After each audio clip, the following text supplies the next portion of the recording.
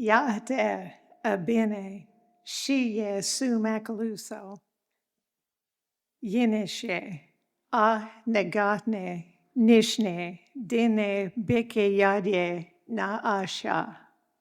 Good morning. My name is Sue Macaluso of the Negathni clan, the He Walks Around clan, and I belong to the Navajo Nation. It's really nice to be back here with all of you on this Native American Ministries Sunday. I see a lot of familiar faces, and this church has been an important part of my life for many years. Excuse me, I'm losing my voice. And you're all like family to me. Some of you may remember me as the lay leader. My path has certainly evolved since then, but what hasn't changed is my connection here to this community and to my heritage, which is what I'm here to share with you today. I was asked to speak about the Navajo Nation history and culture, and what I'd really like to do is give you a glimpse into reservation life through my personal experiences and my family's story. That's me at 5 on the little pony. I'm a quarter Navajo and a member of the tribe. My mom grew up on the reservation in Shiprock, New Mexico, and I spent many summers there in my youth. My grandmother was from Wisconsin. She came to Shiprock to open a post office and competed against 5 men for the position. And she was the one who actually got the job.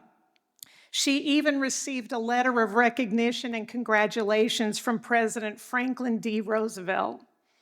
It was there in Shiprock where my grandmother, Cora Noble, who was white and from the Midwest, met and married my grandfather, Leroy Hannagarney, who was full-blood Navajo.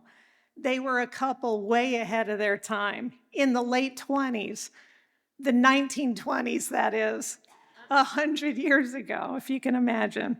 So my family story is really a blend of very different backgrounds that came together in that place. And for me, those summers were where I experienced that connection firsthand. So my mom, of course, was half Navajo.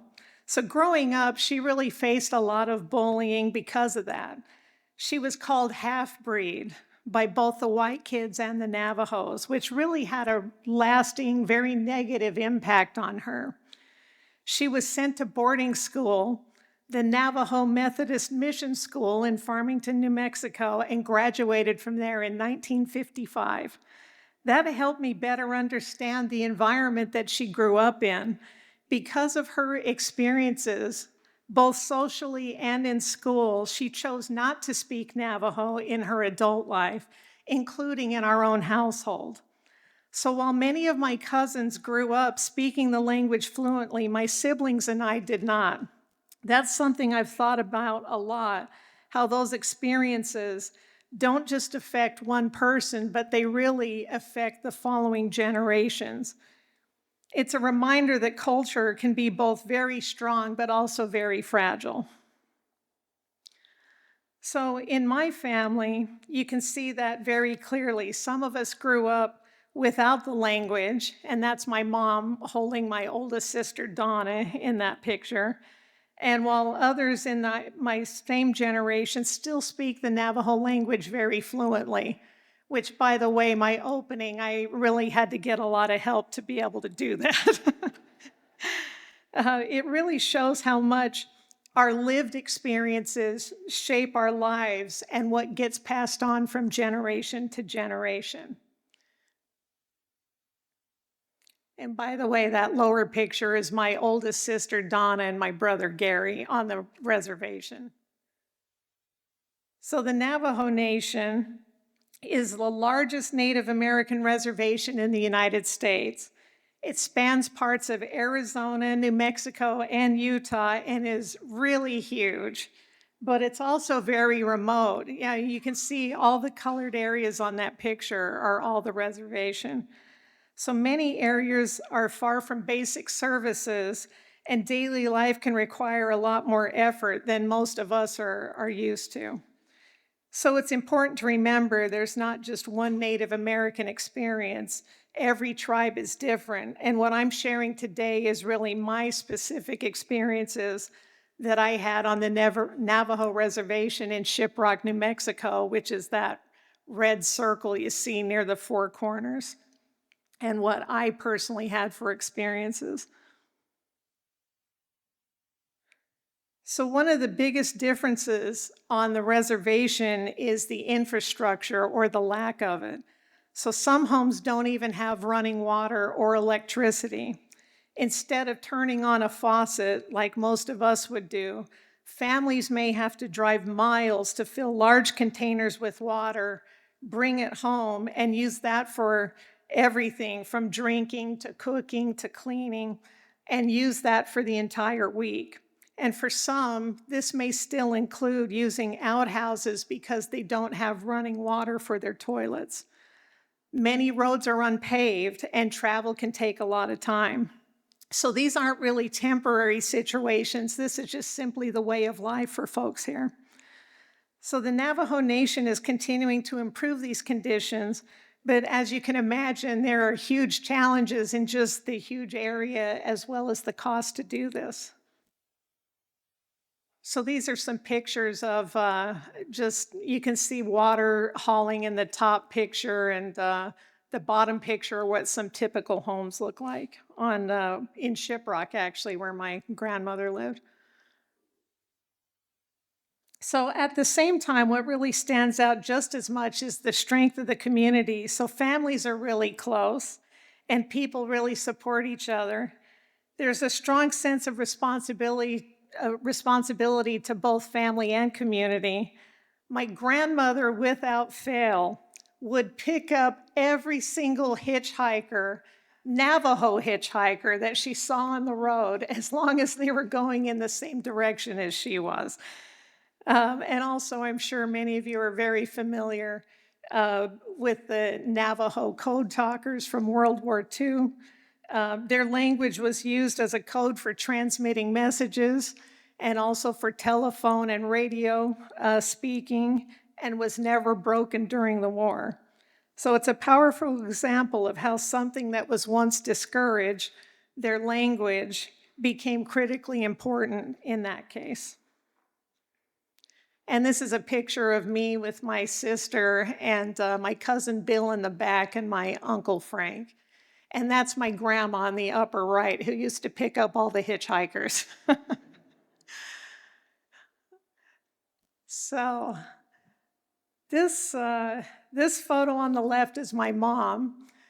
She's standing near Shiprock almost 70 years ago. In the back, you can see a small, that little jut of rock is Shiprock. And on the right is me trying to recreate this same picture just a couple of months ago, actually. And that little structure my mom is standing on doesn't exist anymore, but this was my rendition anyway, to try to get the same picture. And for me, this represents connection across time and across generations. It's a reminder that even when things aren't passed down in the same way, the connection is actually still there. In recent years, I've felt a stronger pull to reconnect with this part of my background. So I've lost several members of my immediate family, my parents, my brother, my oldest sister. Today, it's just me and my sister Vicky in Tucson. So I've been spending a lot more time with my Aunt Betty, who you see pictured here with me. She's my mom's oldest sister, actually. She's the only surviving member of their family. Listening to stories about her childhood and my mom's growing up in Shiprock. I'm also pursuing 8A certification for my own business and recently attended Res 2026, which is Reservation Economic Summit, where I connected with people from many Native communities.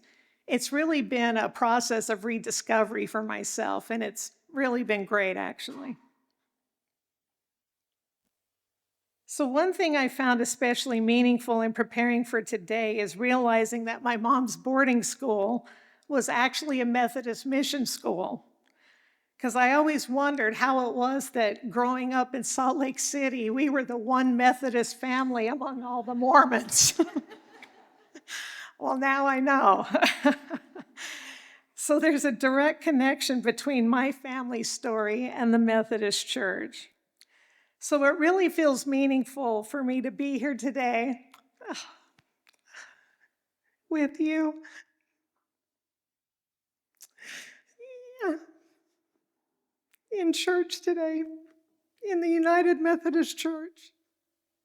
In the Babylon United Methodist Church, sharing this story. I'm really honored to be here because this is a connection to my family.